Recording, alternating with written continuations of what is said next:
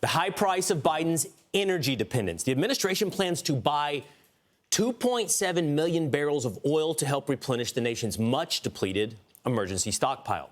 Last year, the White House sold off more than 40% of the Strategic Petroleum Reserve to help limit rising fuel prices, now leaving that stockpile at its lowest level since the early 1980s. Joining us now is U.S. Oil and Gas Association President Tim Stewart. Tim, great to see you this morning.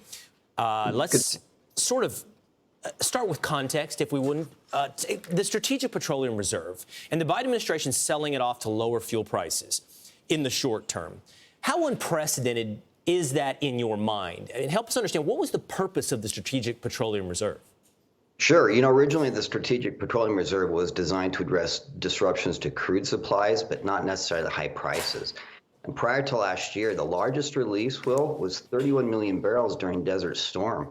Hurricane Katrina was 30 million barrels. But in just over 12 months ago, the administration initiated this largest drawdown in our history because they needed to get through an election cycle, not necessarily a hurricane or a major military conflict. And so now we're at a 30-year low, lowest back since 1983 when we were filling it up. And back last fall when the oil dropped below $70 a barrel, the administration started to dip its toe into this. This latest announcement puts for January buy, puts about 12 million barrels. They just need 168 million more to get us back up to that 21 levels, and another 300 million or so to fill it all the way up. It's going to be very expensive, and it's going to take a long time. So there's several problems in here. Let's focus on two. First of all, I'll put the numbers that you kind of talked about right there up on the screen. 286 million barrels of oil released since the Biden administration has taken office. I believe we have that graphic. And you talked about historically 30 million was big. Desert Storm, Katrina. So again, 286 versus 30, down 40%. I think the first problem you have to point out is that I would think represents a threat to national security, because you don't know what could come down the line. What type of military action or natural disaster could predicate the necessity for a bigger release from the Strategic Petroleum Reserve, and you've already depleted it by 40%. That's right. And the issue is not just filling it up. We have to fill it up with the right grade of crude that the refiners can actually use. The refiners, particularly close to where the Strategic Petroleum Reserve rests, they still need that heavy sour crude that we relied on for decades. And right now we're producing mostly light sweet crude. And that's why we have to export so much.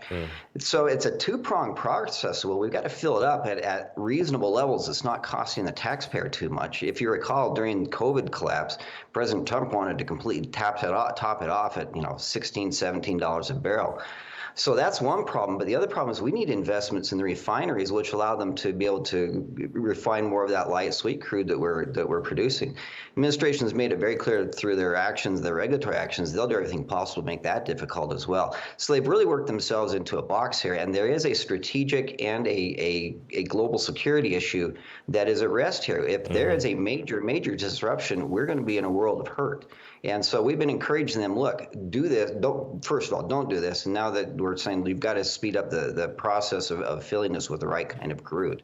Yeah, a two-pronged process, as you point out, and what I was leading towards was it's a two-pronged problem as well. You've compromised potential national security, and secondarily, you just conducted bad business. Now you're having to buy all of this oil to fill back up to get to a place where you have a sustainable Strategic Petroleum Reserve.